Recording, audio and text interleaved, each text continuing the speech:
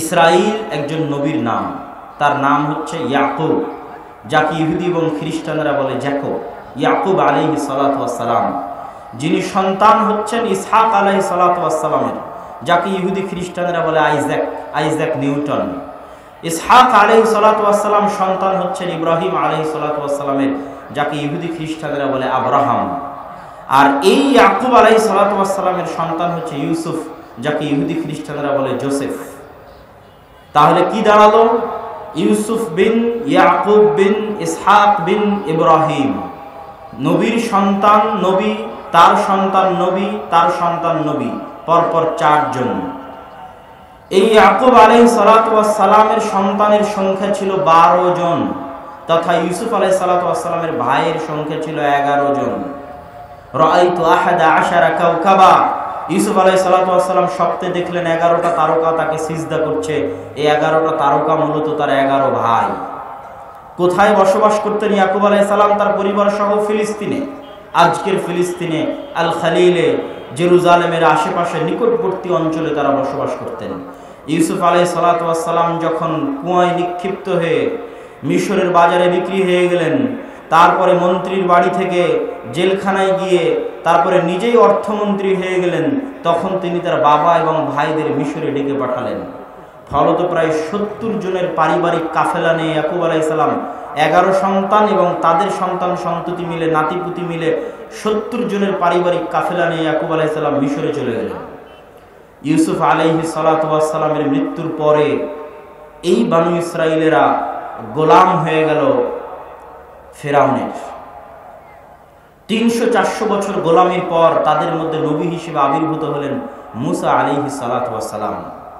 মুসা আলাইহিস সালাতু ওয়াস সালামের সাথে বানু ইসরাইলদের কি ঘটেছে তার দুই একটা কথা আল্লাহ সুবহানাহু ওয়া তাআলা কোরআন মাজিদে বলছেন। যেমন ওয়া ইয নাজ্জাইনাকুম মিন আলি ফিরআউন ইয়াসুমুনাকুম সুআল আযাব ইউযাববিহুনা আবনাআকুম ওয়া ইস্তাহইয়ুনা নিসাআকুম। হে বানু ইসরাইলরা, স্মরণ করো সেই সময়ের কথা যখন আমি ফেরাউনকে সমুদ্রে ডুবিয়ে দিয়েছি আর তোমাদেরকে বাঁচিয়ে দিয়েছি ফেরাউনের কবল থেকে। কোন ফেরাউনকে সমুদ্রে ডুবিয়ে দিয়েছি জানো? ইযাববিহুনা আবনাআকুম, যেই ফেরাউন তোমাদের সন্তানদের তোমাদের চোখের সামনে জবাই করত, তোমাদের পুরুষ সন্তানদেরকে তোমাদের চোখের সামনে যেই ফেরাউন জবাই করত, তোমাদের কন্যা সন্তানদের যেই ফেরাউন বাঁচিয়ে রাখত, ওই ফেরাউনকে আমি তোমাদের চোখের সামনে ডুবিয়ে দিয়েছি আর সমুদ্রের মধ্যে রাস্তা তৈরি করে তোমাদের বাঁচিয়ে দিয়েছি। সেই নিয়ামত, সেই দয়ার কথা স্মরণ করো। যখন মুসা আলাইহিস সালাতু ওয়াস সালাম ফেরাউন থেকে পালিয়ে, মিশর থেকে পালিয়ে যাচ্ছিলেন, তখন তিনি মূলত ফিলিস্তিন ফিরে যাচ্ছিলেন। আজও মিশর থেকে ফিলিস্তিন যাওয়ার পথে রাস্তার মধ্যে লোহিত সাগর পড়বে। এই লোহিত সাগরই আল্লাহ রাস্তা তৈরি করে দিয়েছিলেন মুসা আলাইহিস সালাম এবং তার কওম বানু ইসরাইলের জন্য। এই রাস্তা পার হওয়ার পর ফেরাউনকে নিজে চোখে ডুবতে দেখার পর, যখন তুর পাহাড়ে আল্লাহ সুবহানাহু ওয়া তাআলা মুসা আলাইহিস সালাতু ওয়াস সালামের উপর কোরআন তাওরাত অবতীর্ণ করলেন, তখন এই বানু ইসরাইলেরা কি বলল? লান নুমিনা হাত্তা নারাল্লাহ জাহরাতান। মুসা, তোমার আল্লাহ এবং এই তাওরাতের উপর আমরা ততক্ষণ বিশ্বাস স্থাপন করব না যতক্ষণ না তোমার আল্লাহকে আমরা স্বচক্ষে না দেখছি। বলে নাউজুবিল্লাহ। অথচ তারা এখনই ফেরাউনকে চোখের সামনে ডুবতে দেখেছে, অথচ তারা এখনই, তাদের জন্য আল্লাহ সমুদ্রের মধ্যে রাস্তা তৈরি হয়েছিল, এই রাস্তা দিয়ে ওরা পার হয়ে এসেছে। পার হয়ে আসার পর তাওরাত তুর পাহাড়ে অবতীর্ণ হওয়ার পর বলছে বিশ্বাস করব না যতক্ষণ না চোখে না দেখি। বিশাল সিনাই মরুভূমি, আজও লোহিত সাগর পার হওয়ার পর থেকে ফিলিস্তিনে ঢোকার আগ পর্যন্ত, ইসরায়েলে ঢোকার আগ পর্যন্ত, গাজায় ঢোকার আগ পর্যন্ত বিশাল মরুভূমি। এই মরুভূমিতে পানির কোনো ব্যবস্থা নাই, আর লোহিত সাগরের পানি পান করা যায় না। তখন বানু ইসরাইল মুসা আলাইহিস সালাতু ওয়াস সালামকে কি বলল? ওয়াইজ ইসতাসকা মুসা লিকাওমিহি ফাকুল নাযরিব বিআসাকাল হাজার ফানফাজারাত মিনহু 12 আইনা ক্বাদ আলিমা কুল্লু উনাসিম মাশরাবাহুম। বানু ইসরাইল মুসা আলাইহিস সালাতু ওয়াস সালামকে বলল, আমাদের জন্য পানির ব্যবস্থা করে দেন। আমি আল্লাহ মুসাকে বললাম, মুসা তোমার হাতের লাঠি পাথরে আঘাত করো। মুসা আলাইহিস সালাতু ওয়াস সালাম তার হাতের লাঠি পাথরে আঘাত করলেন, পাথর ফেটে ঝর্ণাধারা প্রবাহিত হলো। সেই ঝর্ণাধারা থেকে তারা পানি পান করলো।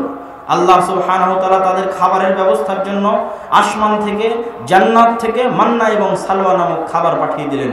মান্না এবং সালওয়া কি? পৃথিবীর সবচেয়ে দামি মাশরুম, যার কেজি প্রতি দাম 5 লক্ষ টাকা। আর দামি কোয়েল পাখির মতো ছোট সাইজের পাখি, এই পাখি আকাশ থেকে উড়ে এসে তাদের গাছে বসতো, সেই পাখি ধরে তারা জবাই করত, আর এই দামি মাশরুমের সাহায্যে তারা সেই পাখির গোশত ভক্ষণ করত। এটাই ছিল মান্না সালওয়া, যেটা আল্লাহ জান্নাত থেকে পাঠিয়েছিলেন। মান্না সালওয়া থাকার পরে এবং আল্লাহর প্রদত্ত পাথরের ঝর্ণা থাকার পরে তারা কি বলল? ওয়াইজ কুলতুম ইয়া মূসা লান নাসবিরা আলা তাআমিন ওয়াহিদ ফাদউ লানা রাব্বাক ইখরিজ লানা মিম্মা তুনবিতুল আরজ। মূসা, তোমার আল্লাহকে বলো, আমাদের এই এক খাবার প্রতিদিন ভালো লাগে না, তোমার আল্লাহ যেন আসমান থেকে, তোমার আল্লাহ যেন এই জমিন থেকে এমন কিছু খাবার উৎপন্ন করে যে খাবারগুলো আমরা পছন্দ করি, শাক সবজি, ডাল, শসা, পেঁয়াজ, রসুন, এই ধরনের খাবার তোমার আল্লাহকে বলো যেন জমিন থেকে উৎপন্ন করে দেয়। বলেন নাউজুবিল্লাহ। জান্নাতের খাবার থাকার পরেও, আল্লাহর পক্ষ থেকে পানি থাকার পরেও তারা মূসা আলাইহিস সালামের কাছে এই দাবি করে বসলো। মূসা আলাইহিস সালাম আল্লাহর পক্ষ থেকে তাদেরকে আদেশ দিলেন, তোমরা ফিলিস্তিন বিজয় করো, ফিলিস্তিনে তোমাদের জন্য যা চাইবা তাই উর্বর ভূমি তোমরা আবাদ করতে পারবে। ফিলিস্তিনে শক্তিশালী আমালেকা গোত্র আছে, যুদ্ধ করে বিজয় করো। তখন বনু ইসরাইল উত্তরে বলল, ইযহাব আনতা ওয়া রাব্বুকা ফাকাতিলা। মূসা, আপনি এবং আপনার আল্লাহ গিয়ে যুদ্ধ করেন, যুদ্ধে যেদিন বিজয় হয়ে যাবে সেই দিন আমাদের বলবেন, আমরা তখন আসবো। বলেন নাউজুবিল্লাহ। এই বনু ইসরাইল কারা? যারা মূসা আলাইহিস সালাতু ওয়াস সালামের সাথে এই ধরনের ব্যবহার করছে। ওয়াইদ ওয়া'আদনা মূসা 40 লাইলা, 40 দিন 40 রাতের জন্য যখন আমি মূসা আলাইহিস সালাতু ওয়াস সালামকে ডেকেছি তুর পাহাড়ে ইবাদত করার জন্য, ফাত্তাখাযতুমুল ইজল, তোমরা বাছুরের পূজা করা শুরু করেছো, 1 সেকেন্ড দেরি করনি, শিরক মূর্তি পূজায় তোমরা লিপ্ত হয়ে গেছো। শুধু তাই নয়, আশ্চর্য হবেন, যখন তারা এই যুদ্ধের আদেশ অস্বীকার করলো, আল্লাহ সুবহানাহু ওয়া তাআলা তাদের উপর 40 বছরের আযাব অবতীর্ণ করলেন। এই 40 বছরের আযাবের মধ্যে মূসা আলাইহিস সালাতু ওয়াস সালাম মারা গেলেন। মূসা আলাইহিস সালাতু ওয়াস সালামের মৃত্যুর পর নতুন নবী হলেন ইউশা বিন নুন। ইউশা বিন নুনকে, যিনি খিজির আলাইহিস সালাতু ওয়াস সালামের সাথে দেখা করার জন্য মূসা আলাইহিস সালামের সফর সঙ্গী ছিলেন, যার ব্যাগ থেকে মাছ বের হয়ে গেছিল, সেই ইউশা বিন নুন নবী হলেন। নবী হওয়ার পর বনু ইসরাইল তওবা ইস্তিগফার করলো, এবার যুদ্ধ করবে আমালেকা গোত্রের বিরুদ্ধে। যুদ্ধ করে যুদ্ধে বিজয় লাভ হলো। তাও আবার কিভাবে? আল্লাহ সূর্যকে থামিয়ে দিয়েছিলেন। কোনো বর্ণনায় আছে কয়েক ঘন্টার জন্য, কোনো বর্ণনায় আছে কয়েক রাতের জন্য আল্লাহ সূর্যকে থামিয়ে দিয়েছিলেন, যেন তারা জেরুজালেম বিজয় করতে পারে। এই জেরুজালেম বিজয় হয়ে যখন তারা জেরুজালেমে প্রবেশ করবে, আল্লাহ তাদেরকে আদেশ দিচ্ছে, ওয়াদখুলুল বাবা সুজ্জাদা। শোনো বনু ইসরাইলেরা, তোমরা অনেক অপরাধ করেছো, আল্লাহর সাথে অনেক নিমক হারামি করেছো, অনেক বেঈমানি করেছো, আর নয়, এবার জেরুজালেম তোমাদের বিজয়ের তৌফিক দিয়েছি, তোমরা সিজদারত অবস্থায় মাথা নত করে এই শহরে প্রবেশ করবে। ওয়াকুলু হিত্তাতুন নাগফির লাকুম, আর মুখে উচ্চারণ করবে হিত্তাতুন। হিত্তাতুন হিব্রু ভাষা, যার আরবি হচ্ছে আস্তাগফিরুল্লাহ, যে হে আল্লাহ আমাকে ক্ষমা করুন। তোমরা হিত্তাতুন বলবে, নাগফির লাকুম, আমি তোমাদের ক্ষমা করে দেব। জানেন তারা কি করেছিল? আল্লাহর এই আদেশ পাওয়ার পর বনু ইসরাইলেরা জেরুজালেমে প্রবেশ করেছিল উল্টাভাবে। আল্লাহ বলেছিল মাথা নিচু করে প্রবেশ করতে, এরা পিছন সাইড আগে দিয়ে মাথা উঁচু করে জেরুজালেমে প্রবেশ করেছিল। বলেন নাউজুবিল্লাহ। এবং মুখে হিত্তাতুন উচ্চারণ না করে উচ্চারণ করেছিল হিনতাতুন। হিনতাতুন মানে গম। এই ঘটনাগুলো আল্লাহ নিজে কোরআনে বর্ণনা করছেন। এতক্ষণ পর্যন্ত যত ঘটনা বনু ইসরাইলের আমি আপনাকে বলছি, এগুলো আল্লাহ বর্ণনা করেছে কোরআনে। কেন কেন বনু ইসরাইলের ঘটনা আল্লাহ সুবহানাহু ওয়া তাআলা কোরআন মাজিদে বর্ণনা করলেন? এভাবে এত বিস্তারিত পৃথিবীর আর কোনো জাতির ঘটনা বর্ণনা করলেন না। বনু ইসরাইলের আরেকটা ছোট্ট ঘটনা বলে আজকে আমাদের এই পয়েন্টের আলোচনার আমরা শেষের দিকে চলে যাব। ওয়ালাকাদ আলিমতুমুল্লাযীনা আ'তাদাউ মিনকুম ফিস সাbt ফাকুলনা লাহুম কুনু কিরাদাতান খাসিন। দাউদ আলাইহিস সালাতু ওয়াস সালাম জাবুর তেলাওয়াত করতেন। মাছেরা জাবুরের তেলাওয়াত শোনার জন্য নদী এবং সমুদ্রের পাশে ভিড় করত। শনিবারের দিন সেই মাছগুলোকে বনু ইসরাইল শিকার করত। আল্লাহ নিষেধ করলেন, শনিবারের দিন তোমরা মাছ শিকার করবে না, কেননা এই মাছগুলো আল্লাহর বাণী শোনার জন্য এসেছে। বনু ইসরাইলরা কি করলো?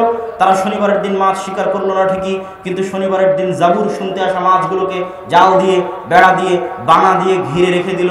ওই ঘিরে থাকা মাছগুলোকে তারা রবিবারের দিন শিকার করলো। বলেন নাউজুবিল্লাহ। তাদের কথা আল্লাহ কোরআনে বলছে যে এই বনু ইসরাইলরা ইয়াউমুস সাbt শনিবারের বিধানকে লঙ্ঘন করেছিল। ফলত আমি তাদেরকে কি করে দিয়েছিলাম জানো তোমরা? কুনু কিরাদাতান খাসিন, আমি এই বানু ইসরায়েলকে করে দিয়েছিলাম বানর, শুকুর। যারা এই শনিবারের আদেশ অমান্য করেছিল তাদেরকে আমি বানরে রূপান্তর করে দিয়েছি। এই প্রত্যেকটা ঘটনা আল্লাহ সুবহানাহু ওয়া তাআলা নিজে কোরআন মাজিদে বর্ণনা করছেন। কেন? এই কেন উত্তর দেওয়ার সাথে সাথে আরো একটি প্রশ্ন আপনাদের যুক্ত করে দিই। এতক্ষণ যে বানু ইসরায়েলের ঘটনা শুনছেন, যে বানু ইসরায়েলের ঘটনা আল্লাহ কোরআনে বলছে, বলেন তো এরা কার সন্তান? কার সন্তান? নবীর সন্তান। কার সন্তান? নবীর সন্তান। তাও কোন নবী? পুরো পুরুষ, পুরো বংশ নবী। শুরু করেছিলাম যখন, তখন বলেছিলাম ইব্রাহিম আলাইহিস সালাতু ওয়াস সালামের ছেলে ইসহাক, ইসহাক আলাইহিস সালাতু ওয়াস সালামের ছেলে ইয়াকুব, ইয়াকুব আলাইহিস সালাতু ওয়াস সালামের কয় ছেলে? 12 ছেলে। তো এরা যে নবীর সন্তান তার প্রমাণ কোথায় নেবেন? কোরআনের মধ্যে আছে। যখন আমি মুসাকে বললাম, মুসা তোমার লাঠি দিয়ে পাথরে আঘাত করো, তো মুসা যখন তার লাঠি দিয়ে পাথরে আঘাত করলো তখন কি হয়েছিল? ফানফাজারাত মিন হুসনাতা আশারাতা আইনা, পাথর থেকে 12টা ঝর্ণা ধারা প্রবাহিত হয়েছিল। বলেন আল্লাহু আকবার। কেন 12টা? ইয়াকুব আলাইহিস সালামের 12 সন্তানের 12 বংশধরের জন্য, ওই 12 সন্তানের সম্মানে, 12 বংশের সম্মানে আল্লাহ 12টা ঝর্ণা ধারা প্রবাহিত করেছে। মুফাসসিরিনে কিরাম সহিহ সূত্রে লিখেছেন যে যখন সমুদ্রের মধ্যে রাস্তা তৈরি হয় মুসা আলাইহিস সালাতু ওয়াস সালামের জন্য, তখন ইয়াকুব আলাইহিস সালাতু ওয়াস সালামের 12 সন্তানের 12 বংশের সম্মানে আল্লাহ লোহিত সাগরের মধ্যে 12টা রাস্তা তৈরি করে দিয়েছিলেন। বলেন আল্লাহু আকবার। এর নবীর সন্তান। নবীর সন্তানদের আচার ব্যবহার আল্লাহ কোরআন মাজিদে তুলে ধরেছে। কেমনে নবীর সন্তানেরা এরকম হয়ে যেতে পারে? আল্লাহকে বলতে পারে আপনি, এবং নবীকে বলতে পারে আপনি, আর আপনার আল্লাহ গিয়ে যুদ্ধ করে, যুদ্ধ শেষ হলে আমরা আসবো। কেমনে এত নিমক হারাম হতে পারে? আল্লাহ শনিবারের দিন মাছ শিকার করা নিষেধ করলেন, অথচ তারা শনিবারের দিন ঘিরে রেখে রবিবারের দিন মাছ শিকার করতেছে। ওই মাছকে এত চালাকি, এত পণ্ডিতি কেন? সম্মানিত উপস্থিতি, তাহলে আমাদের সামনে আজকের আলোচনার সারমর্মে প্রশ্ন দাঁড়ালো দুটো। এক, নবীর সন্তানেরা কেন এমন হয়ে গেল? 2, আমরা কিভাবে বনু ইসরাইল হয়ে গেলাম, তার প্রমাণ কই? সম্মানিত উপস্থিতি, সবার আগে প্রথম প্রশ্নের উত্তর দেই যে আল্লাহ সুবহানাহু ওয়া তাআলা কোরআন মাজিদে বনু ইসরাইলের ঘটনা এত লম্বা এই জন্যই আলোচনা করেছে যে উম্মতে মুহাম্মাদও একদিন বনু ইসরাইলের মতো হয়ে যাবে। এই জন্যই আল্লাহ সুবহানাহু ওয়া তাআলা বনু ইসরাইলের ঘটনা এত বিস্তারিত পবিত্র কোরআনের মধ্যে উল্লেখ করেছে যে যেই উম্মত এই কোরআন তেলাওয়াত করবে এরাও একদিন বনু ইসরাইলের মতো হয়ে যাবে। সেই দিন যেন এরা এই ঘটনাগুলো পড়ে শিক্ষা নেয় যে বনু ইসরাইলরা কি করেছিল আর আমরা কি করতেছি। এই ঘটনাগুলো পড়ে যেন শিক্ষা নেয়। এই জন্য উম্মতে মুহাম্মাদের জন্য বনু ইসরাইলের ঘটনা এত বিস্তারিত পবিত্র কোরআনের মধ্যে আল্লাহ সুবহানাহু ওয়া তাআলা দিয়েছিলেন। আমি যে এই কথা বললাম, এই কথার দলিল এটা আমার ব্রেনে আসার পরে হাদিস ব্রেনে এসেছে, সেই হাদিসটা আপনাদের সামনে পড়ি। আগে আমার নিজেই মনে হয়েছে যে আল্লাহ সুবহানাহু ওয়া তাআলা এই জন্য উল্লেখ করেছেন। রাসূল সাল্লাল্লাহু আলাইহি ওয়াসাল্লাম বলছেন, হাদিসের কয়েকটি সানাদ, একটি সানাদ এসেছে লা ইয়াতিয়ান্না আলা উম্মতি মা আতা আলা বনি ইসরাইল, আমার উম্মতের উপর তাই হবে, তাই আসবে যা বনি ইসরাইলের উপর এসেছিল। এই হাদিসের আরেক রিওয়ায়াতে রাসূল সাল্লাল্লাহু আলাইহি ওয়াসাল্লাম বলছেন লা তারকাবুন্না সুনানা মিন ক্বাবলিকুম, তোমরা অচিরেই তোমাদের পূর্বে যারা চলে গেছে তাদের সুন্নাতের উপর তোমরা আরোহণ করবে। লা তাসলুকান্না, তাদের সুন্নাতের উপর তোমরা চলবে, তাদের পথ পদ্ধতির উপর তোমরা আরোহণ করবে এবং চলবে। কিভাবে জানো? হাদওয়ান না'ল বিন না'ল, একটা জুতা আর একটা জুতার সাথে যেভাবে মিলে যায় তোমরা তোমাদের পূর্বে চলে যাওয়া কওমের সাথে ওইভাবে মিলে যাবে।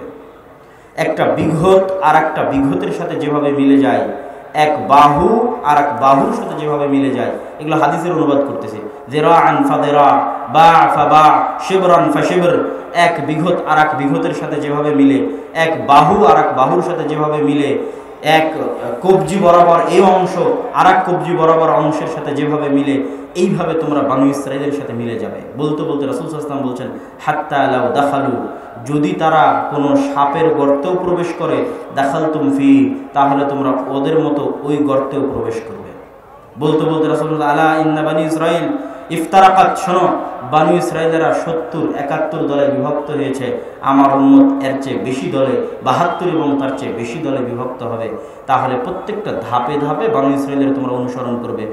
জয়ীফ সূত্রে আরেক হাদিসে রাসূল সাল্লাল্লাহু আলাইহি ওয়াসাল্লাম বলেছেন, সানাদ জয়ীফ কিন্তু হাদিসের মূল এটাই যে বানু ইসরাইলের কোনো ব্যক্তি যদি তার মায়ের সাথে জেনা করে তাহলে আমার উম্মতেরও কোনো ব্যক্তি তার মায়ের সাথে জেনা করবে, বলেন নাউজুবিল্লাহ। তাহলে এবার দলিল পেয়ে গেলেন যে আমাদের জন্য আল্লাহ সুবহানাহু ওয়া তাআলা কোরআন মাজিদে বানু ইসরাইলের ঘটনা দিয়েছে এই জন্য যে আমরা একদিন বানু ইসরাইল হয়ে যাব। এবার আসি আমরা কিভাবে বানু ইসরাইল হয়ে গেছি। আমরা কিভাবে বানু ইসরাইল হয়ে গেছি তার উদাহরণ দেখেন। বানু ইসরাইলের ঘটনা তো দেখলেন, এবার আপনারা আপনাদের সাথে মিলান। বক্তব্য শুরু করেছিলাম আদালত দিয়ে, ন্যায়পরায়ণতা দিয়ে, সত্যবাদিতা দিয়ে, আমানতদারিতা দিয়ে, ওগুলোর কথা আরো বলবো। তার সাথে আপনারা মিলান এরকম কত লক্ষ কত কোটি হাজি আছে যে হাজি হজ করতে গেছে পুরোটাই মানুষের মেরে, অন্যায়ভাবে মানুষের মেরে খাওয়া টাকা দিয়ে। আছে না নাই?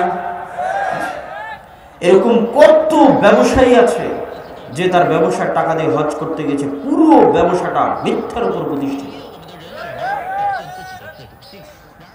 উম্মতে মুহাম্মাদের এই অবস্থা কোথায় দেখেছি বলেছিলাম? ইউরোপে। কি দেখেছিলাম যেটা বলতে আমার শরীর শিউরে ওঠে এবং গা ঘিন ঘিন করে, সেটা হচ্ছে ইউরোপে অবস্থানরত মুসলমান, দে আর মুসলিমস, তারা মুসলমান, তারা ইংল্যান্ডের সরকারের কাছে বেনিফিট নেয় তথা ইহুদি এবং খ্রিস্টানদের কাছে বেনিফিট নেয় মিথ্যা বলে। 90 থেকে 99% মুসলমান মিথ্যা বলে যাতে একটু বেশি টাকা পাওয়া যায় একজন ইহুদির কাছে, একজন খ্রিস্টানের কাছে, একটা ইউরোপিয়ান এবং একটা ইংল্যান্ডের কান্ট্রির কাছে সে বেশি টাকা নিবে, এই জন্য সে মিথ্যা বলে। তো যখন আমি এটা দেখতাম ইউরোপে যে মুসলমানেরা মিথ্যা বলছে 2টা টাকা বেশি পাওয়ার জন্য, তাদের কাছ থেকে, ইহুদি এবং খ্রিস্টানের কাছ থেকে 2টা টাকা বেশি পাবে, 2টা ভাগ বেশি পাবে, এই জন্য মিথ্যা বলছে। মিথ্যা তাদের অস্থি মজ্জার মধ্যে ঢুকে গেছে। তাহলে বানু ইসরাইলের ঘটনা দেখলেন, বানু ইসরাইল ধোঁকা দিয়েছিল মূসা আলাইহিস সালাতু ওয়াস সালামকে। বানু ইসরাইল নিমক হারামি শঠতা মুনাফিকি করেছিল মূসা আলাইহিস সালাতু ওয়াস সালামের সাথে। আর উম্মতে মুহাম্মাদি শঠতা আর মুনাফিকি করছে সরাসরি কার সাথে? আল্লাহ সুবহানাহু ওয়া তাআলা। সেটা মুনাফিকি, এটা মিথ্যা। যে আপনি আল্লাহ সুবহানাহু ওয়া তাআলাকে ফাঁকি দিতে চাচ্ছেন, যে হারাম টাকা দিয়ে ইনকাম করে হজ করবেন, আল্লাহ সুবহানাহু ওয়া তাআলাকে ফাঁকি দিতে চাচ্ছেন। শুধু এই হারাম টাকা দিয়ে হজ করা না, বক্তব্য শুরু করেছি ন্যায়পরায়ণতা দিয়ে। আমি বলেছি আগে মনে করতাম ইসলাম মানে সালাত, সিয়াম, হজ, যাকাত। এখন বলছি ইসলামের মূল ভিত্তি হচ্ছে ন্যায়পরায়ণতা। কিভাবে? আপনি সাধারণ লিবারেল পাবলিক বাদ দেন, সেকুলার ধর্ম নিরপেক্ষতাবাদ মতবাদী বিশ্বে তাদের কথা বাদ দেন, মসজিদ বলেন, মাদ্রাসা বলেন, ইসলামী দল বলেন, ইসলামী সংগঠন বলেন, আলেম ওলামা বলেন, হানাফি বলেন, আহলে হাদিস বলেন, এগুলো যেখানে যাবেন সেখানে দেখবেন সালাত আছে, সিয়াম আছে, হজ আছে, যাকাত আছে, ন্যায়পরায়ণতা নাই, আমানতদারিতা নাই, সত্যবাদিতা নাই। ন্যায়পরায়ণতা নাই মানে ন্যায়পরায়ণতা তো এখনো বুঝতেই পারেননি আপনি ন্যায়পরায়ণতা কি। ওমর রাদিয়াল্লাহু তাআলা আনহু ন্যায়পরায়ণতার মাপকাঠিতে যেন চুল পরিমাণ 19-20 না হয়, এই জন্য অর্ধেক রাস্তা নিজে উঠে রশি ধরে টেনেছে, আর অর্ধেক রাস্তা গোলাম উঠে রশি ধরে টেনেছে। বলেন আল্লাহু আকবার। ন্যায়পরায়ণতার মাপকাঠিতে যেন চুল পরিমাণ 19-20 না হয়, এর নাম ন্যায়পরায়ণতা। এবার আপনারা যাচাই করেন, আমরা নিজেরা যাচাই করি যে আমি কি পরিবারে ন্যায়পরায়ণ, আমি কি স্ত্রীর সাথে ন্যায়পরায়ণ, আমি কি আমার ভাইয়ের সাথে ন্যায়পরায়ণ, আমি কি আমার বোনের সাথে ন্যায়পরায়ণ, আমি কি আমার অধস্তন কর্মকর্তা কর্মচারীর সাথে ন্যায়পরায়ণ, আমি কি আমার ঊর্ধ্বতন কর্মকর্তা কর্মচারীর সাথে ন্যায়পরায়ণ। ন্যায়পরায়ণতা মানে কি? আমরা সবাই জালেম, বিশেষ করে মুসলমানেরা আরো বেশি। সারা পৃথিবীতে আমি তো বলছি যে মুসলমানেরা কেন অধঃপতনের শিকার, ইউরোপ আমেরিকা কেন পৃথিবী শাসন করছে, আর কেন মুসলমানেরা গোলামির শিকার? আমরা সবাই জালেম। হয় আমি আমার স্ত্রীর উপর জালেম, না হয় আমি আমার আপন ভাইয়ের উপর জালেম, না হয় আমি আমার আপন বোনের উপর জালেম। আচ্ছা, যতজন তার বোনকে তার বাপের সম্পত্তিতে অংশ দেয়নি এরা কি জালেম নয়? তো ও যে 5 ওয়াক্ত সালাত আদায় করতেছে, ও যে হজ করতেছে, বোনকে সম্পত্তিতে ভাগ দেয়নি দিয়ে, ও যে অনেক বড় হাজি, ওর যে টাকনোর উপর কাপড় আছে, ও যে নামাজি, তাহলে ও ইসলামই বুঝেনি কেন? আমরা তো বুঝতেই শিখিনি ইসলাম মানে ন্যায়পরায়ণতা। এই ইবাদত, এই সালাত, এই সিয়াম, এই হজ, এই যাকাত তাকে কোশ্চেন কালেও জান্নাতে নিয়ে যেতে পারবে না। কেন? সে তার বোনকে হক দেয়নি, অধিকার দেয়নি, সে অন্যায় করেছে, সে জুলুম করেছে। না হয় আমি আমার পাড়া প্রতিবেশীর উপর জালেম, না হয় আমি আমার অধস্তন কর্মকর্তা কর্মচারীর উপর জালেম, না হয় ঊর্ধ্বতনের উপর কেমনে জালেম হলাম। ঊর্ধ্বতন আমাকে বেতন দেয় ন্যায়পরায়ণতা, আমানতদারিতা, সত্যবাদিতার সাথে কাজ করার জন্য, আর আমি 24 ঘন্টা ঊর্ধ্বতনকে ধোঁকা দিচ্ছি, তাহলে কি আমি জালেম নই? জালেম। আমি হতবাক হয়েছি যে মুসলমানেরা কেমনে স্বপ্ন দেখে যে তারা সালাত, সিয়াম, হজ, যাকাত দিয়ে তারা পৃথিবী বিজয় করবে। সম্ভব নয়। যত মুসলমান সালাত আদায় করতেছে এদের অধিকাংশ 90% বাংলাদেশে কোনো সময় ভোটের মৌসুমে আমার থাকার সুযোগ হয়নি, বিদেশে পড়াশোনার কারণে এবার থাকার সুযোগ হয়েছে। সবাই প্রত্যেকটা প্রার্থীকে বলেছে আপনাকে ভোট দিব, দিয়ে তার কাছ থেকে টাকা নিয়েছে, অথচ সালাত আদায় করে, অথচ সিয়াম পালন করে, অথচ ওর মুখে দাঁড়িয়ে আছে, অথচ সে নাকি হজ করে, অথচ সবাই প্রত্যেকটা প্রার্থীর সাথে মিথ্যা কথা বলেছে। অসংখ্য পাতি নেতা আছে যারা তার ঊর্ধ্বতন নেতার সাথে মিথ্যা কথা বলে বেশি করে টাকা নিয়ে গেছে। রন্ধ্রে রন্ধ্রে মুসলমানদের রন্ধ্রে রন্ধ্রে অন্যায় পরায়ণতা, অসততা এবং মিথ্যা প্রবেশ করে আছে। আমাদের নবী মুহাম্মদ সাল্লাল্লাহু আলাইহি ওয়াসাল্লামকে বলছেন, মুহাম্মদ তুমি আজকের পর থেকে আর মিথ্যা বলিও না, অনেক বলেছো। এটা বলেছেন নাকি?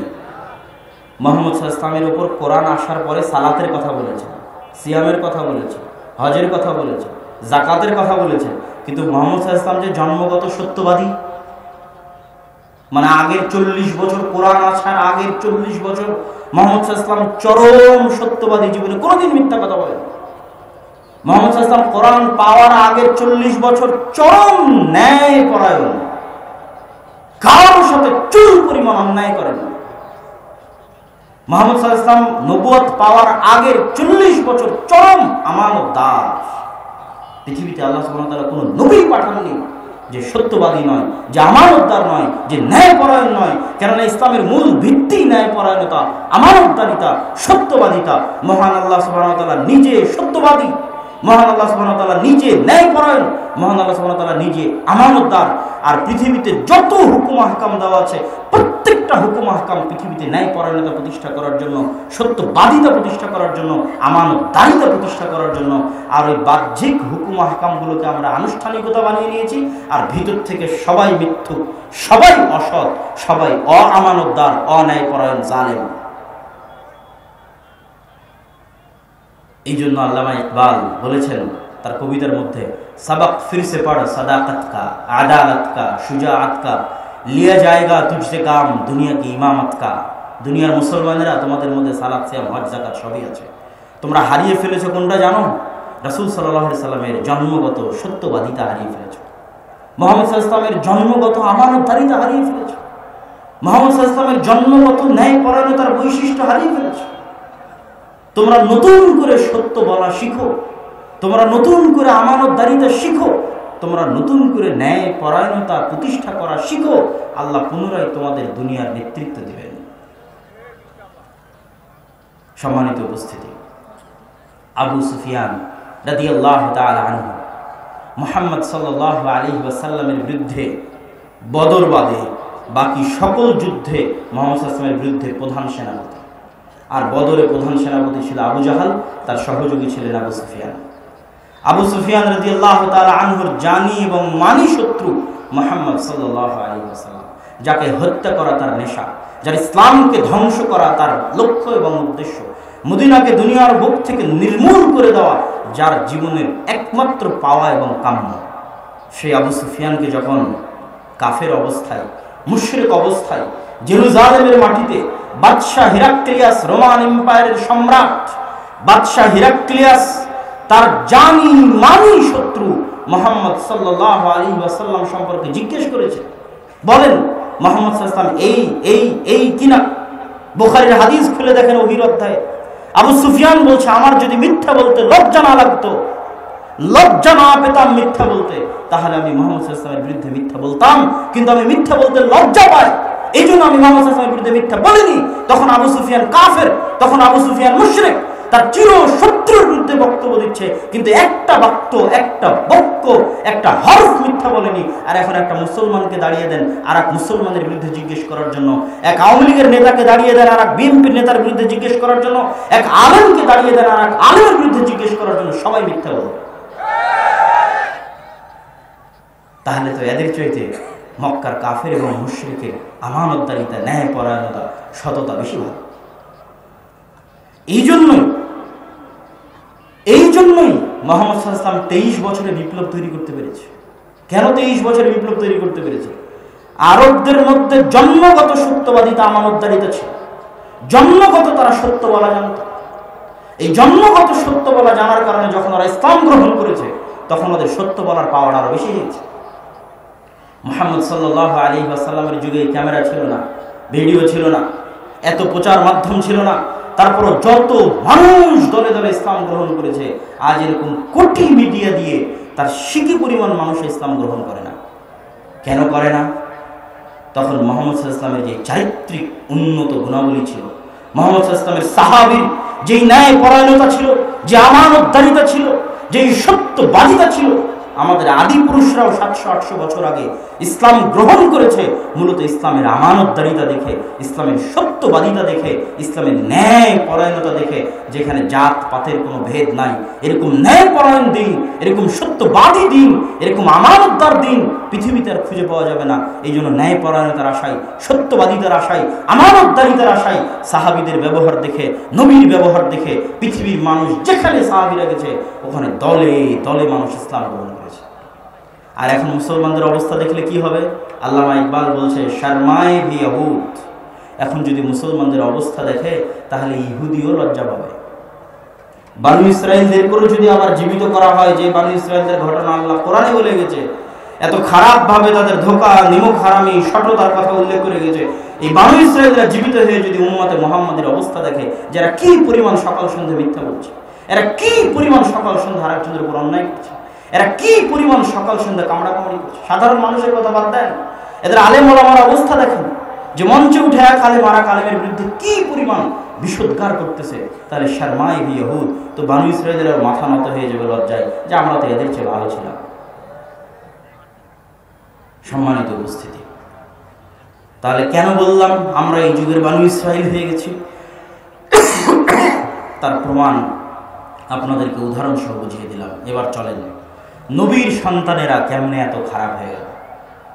এই প্রশ্নের উত্তর দিয়ে আমার বক্তব্যের শেষের দিকে চলে যাব। আমার গবেষণা, আমার চিন্তা ভাবনা, আমার বুঝ বলে যে ইউসুফ আলাইহিস সালাতু ওয়াস সালামের মৃত্যুর পরে যে 300 এবং 400 বছর বানু ইসরাইল গোলামি করেছিল, মুসা আলাইহিস সালামের আসার আগ পর্যন্ত এই 300-400 বছরের গোলামিতে এদের স্বাভাবিক আত্মমর্যাদা, স্বাভাবিক আত্মসম্মান, স্বাভাবিক ব্যক্তিত্ব, স্বাভাবিক পার্সোনালিটি, স্বাভাবিক উন্নত চরিত্র ধ্বংস হয়ে গেছে। কেননা গোলামের কোনো আত্মমর্যাদা থাকে না, গোলামের কোনো আত্মসম্মান থাকে না, গোলামের কোনো ব্যক্তিত্ব থাকে না। কি পরিমাণ গোলাম যে তাদের চোখের সামনে তাদের ছেলে সন্তানদের জবাই করে। এটার একটা ছোট্ট নোক্তা দিয়ে যায় যে কেন এটা আমার ব্রেনে আসলো। সেই ছোট্ট নোক্তাটা হচ্ছে আল্লাহ সুবহানাহু ওয়া তাআলা যখন যে নবীকে পৃথিবীতে পাঠিয়েছেন সবাইকে সম্ভ্রান্ত পরিবারে, উঁচু বংশে, স্বাধীন অবস্থায় পাঠিয়েছেন। ইব্রাহিম আলাইহিস সালাতু ওয়াস সালামের বাবা অনেক বড় মন্ত্রী ছিল। মুহাম্মদ সাল্লাল্লাহু আলাইহি ওয়াসাল্লাম উঁচু বংশে, স্বাধীন অবস্থায় পৃথিবীতে জন্মগ্রহণ করেছেন। একমাত্র মুসা আলাইহিস সালাম যখন নবী হিসেবে আসেন তখন তার পুরো জাতি হচ্ছে গোলাম। এই জন্য আল্লাহ তাকে গোলামদের সাথে গোলামী অবস্থায় মানুষ করেনি। তাকে আল্লাহ ওই গোলামীর জিনজির থেকে মুক্ত করে ফেরাউনের বাড়িতে রাজপুত্র হিসেবে রাজার হালে মানুষ করেছে, যেন মুসা আলাইহিস সালামের জন্মগত ব্যক্তিত্ব, জন্মগত আমানতদারিতা, জন্মগত সাহসিকতা, জন্মগত সত্যবাদিতা গোলামীর কারণে ধ্বংস না হয়ে যায়। এই জন্য মুসা আলাইহিস সালামের বয়স যখন 25-30, উনি ফেরাউনের বাড়ি থেকে বের হয়ে দেখছেন যে ফেরাউনের একদল মানুষ বানু ইসরাইলের উপর অত্যাচার করতেছে, তখন তিনি এক থাপ্পড় দিয়ে ফেরাউনের মানুষকে ওখানেই হত্যা করেছেন। এই এক থাপ্পড় দেওয়ার সাহস গোলামের কোনোদিন তৈরি হবে না। এই এক থাপ্পড় দেওয়ার জন্য ব্যক্তিত্ব লাগে, এক থাপ্পড় দেওয়ার জন্য আত্মসম্মান লাগে, আত্মমর্যাদা লাগে, গায়রাত লাগে। যেটা মুসা আলাইহিস সালামের জন্মগত ছিল, কেন নষ্ট হয়নি? উনি গোলামি করেননি, উনি তো ফেরাউনের বাড়িতে মানুষ হয়েছেন। তো মুসা আলাইহিস সালামের সাথে বানু ইসরাইলের মিলতো না কেন? উনি হতাশ হয়ে আল্লাহকে কেন বললেন, আল্লাহ এদের দায়িত্ব আমি নিতে পারবো না, এরা তো 300 বছরের গোলাম। তো ওনার ব্যক্তিত্ব, ওনার উন্নত চরিত্র ওনার জায়গায়, কিন্তু যারা 300 বছর থেকে গোলামি করতেছে এরা তো পশুর মতো হয়ে গেছে, এদের অন্তর তো ছোট হয়ে গেছে, এরা তো ছোটখাটো বিষয় নিয়ে মারামারি করবে, এরা তো কথায় কথায় নবীকে বলতেছে আপনার আল্লাহকে যুদ্ধ করেন। এটা তো গ্রামের 3 নম্বর শ্রেণীর মানুষের কথা হলো। কেমনে এরকম তাদের অন্তর ছোট হয়ে গেল? গোলামির কারণে ছোট হয়ে গেছে। এবার আসেন তাহলে আব্দুল্লাহ ভাই, মুসলমানদের অবস্থা কেন এরকম হয়ে গেল? ইউরোপ আমেরিকায় মুসলমান মিথ্যা বলছে 2 টাকা বেশি পাওয়ার জন্য, বাংলাদেশে সবাই মিথ্যার উপর ব্যবসা করতেছে, মিথ্যার উপর আরেকজনকে ধোকা দিচ্ছে, অন্যায় পরায়ণ অসৎ আচরণ করতেছে। কি মাদ্রাসা, কি মসজিদ, কি ইসলামী দল, কি ইসলামী সংগঠন, কেন এমন হয়ে গেল? এটারও উত্তর যে আমাদের দীর্ঘ গোলামির কারণে আমাদের স্বাভাবিক চরিত্র নষ্ট হয়ে গেছে। আপনি আফগানিস্তানে যান, আফগানিস্তানের পাঠানদের আকীদা কি তা বলতে পারবো না, কিন্তু ওদের স্বাভাবিক জন্মগত আমানতদারিতা, ন্যায়পরায়ণতা, সততা নষ্ট হয়নি। কেন? ওরা কোনোদিন গোলামি করেনি, কোনোদিনই গোলামি করে না। আমাদেরকে তো ব্রিটিশরা পিটিয়ে নীল চাষ করিয়েছে। RSCS এর পর্যায়ে তো যাদের নামে আমরা খাজনা দিতাম ওদের নামে জমি হয়ে আছে। আমরা তো জমিরই মালিক ছিলাম। 200 বছর আমরা গোলামি করেছি ব্রিটিশদের, মাথা নিচু। গোলামি করলে স্বভাব নষ্ট হয়ে যায়। ব্রিটিশরা আমাদের মধ্যে ডিভাইড অ্যান্ড রুলস, মারামারি করো আর আমি তোমাদের মধ্যে শাসন করবো, আজীবন আমাদের মধ্যে মারামারি লাগিয়ে রেখেছে। তো সারাদিন মারামারি করলে কি আর মানুষের স্বাভাবিক ব্যক্তিত্ব, স্বভাবজাত চরিত্র ঠিক থাকে? আপনি একজন পাঠানের কাছে যদি আজকে দাওয়াত নেন যে ভাই আজ তোমাকে আমার বাড়িতে দাওয়াত দিলাম, আর আপনিও দাওয়াত নিলেন, মজাকে মজাকে দাওয়াত নিলেন, তারপরে দাওয়াতের দিন গেলেন না, তাহলে পাঠান ডাইরেক্ট গুলি করে আপনাকে উড়িয়ে দিবে। কেন? ও জানে না যে বাঙালি এত কৌশল করে এত ইনিয়ে বিনিয়ে মিথ্যা বলতে পারে। ও পাঠান জন্মগত ফিতরাতের উপর আছে। ও বলেছে দাওয়াতে আসবে মানে আসতে হবে, মিথ্যা বললে কেন উড়িয়ে দিলাম। এই জন্মগত স্বভাবজাত বৈশিষ্ট্যের উপর থাকার কারণে তারা এত দ্রুত উন্নতির দিকে এগিয়ে যাচ্ছে, কারোর সামনে তাদের মাথা নত করা লাগে না।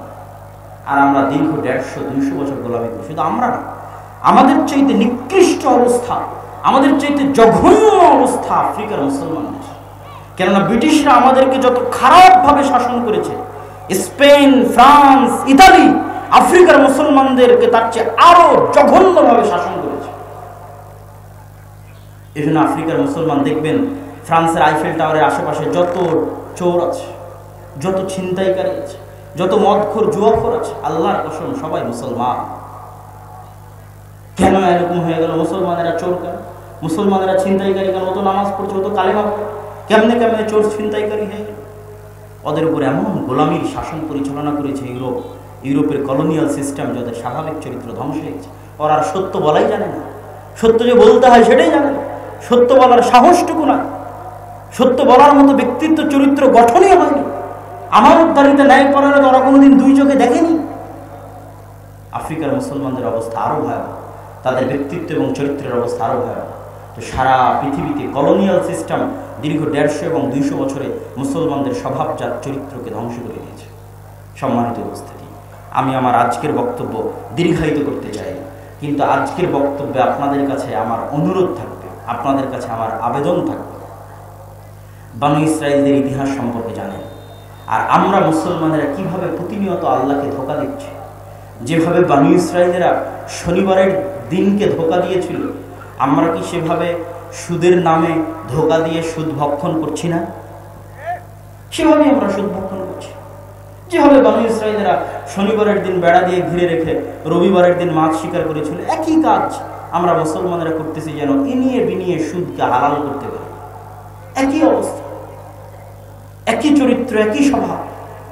এই জন্য মুসলমানদেরকে বুঝতে হবে ইসলামের মূল ভিত্তি হচ্ছে ন্যায়পরায়ণতা, ইসলামের মূল ভিত্তি হচ্ছে আমানতদারিতা, ইসলামের মূল ভিত্তি হচ্ছে সত্যবাদিতা, যেটা আমাদের নবীর জন্মগত বৈশিষ্ট্য।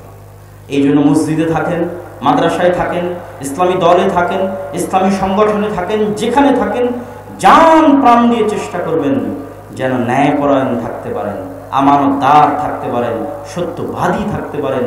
যদি সত্যবাদী, আমানতদার, ন্যায়পরায়ণ না থাকেন, ওয়াল্লাহি আল্লাহর কসম, ওয়াল্লাহি আল্লাহর কসম, আপনার সালাত, আপনার সিয়াম, আপনার হজ, আপনার যাকাত পরকালে আপনার কাজে আসবে না। কেননা ইসলামে ন্যায়পরায়ণতা সবার আগে। আর এক মানুষের হক মেরে দিয়ে, আর এক মানুষের ক্ষতি করে আল্লাহ সুবহানাহু ওয়া তাআলা আপনাকে জান্নাতে দিয়ে দিলে তার জুলুম করা হবে। আর আল্লাহ সুবহানাহু ওয়া তাআলা হচ্ছেন ন্যায়পরায়ণ। এই জন্য উনি আপনাকে ততক্ষণ জান্নাতে দিবেন না যতক্ষণ ওই মানুষ আপনাকে ক্ষমা না করেছে। ইসলামে ন্যায়পরায়ণতা এত শক্তিশালী, ইসলামে মানুষের অধিকার এত শক্তিশালী, ইসলামে মানুষের সম্মান, মানুষের মর্যাদা এত শক্তিশালী। কত শক্তিশালী! রাসূল সাল্লাল্লাহু আলাইহি ওয়াসাল্লাম বলতে বলতে এই পর্যন্ত বলেছেন যে কাবা ঘর ধ্বংস করা আল্লাহর নিকটে অনেক হালকা অপরাধ একজন মুসলমানকে হত্যা করার চাইতে, একজন মুসলমানকে গালি দেওয়ার চাইতে, একজন মুসলমানের সম্মান মানের হানি হওয়ার চাইতে। সম্মানিত উপস্থিতি, আমি আমার বক্তব্যের শেষের দিকে এসে আপনাদেরকে অনুরোধ করব যে সত্যবাদিতা, আমানতদারিতা, ন্যায়পরায়ণতা, এই তিনটে জিনিসের কারণে মুসলমান, এটা এক নাম্বার কারণ মুসলমানেরা গোলাম। দুই নাম্বার, যেটা জুমার সময় আলোচনা করেছিলাম, শিক্ষায় অধঃপতন, সেই কারণে মুসলমানেরা গোলাম।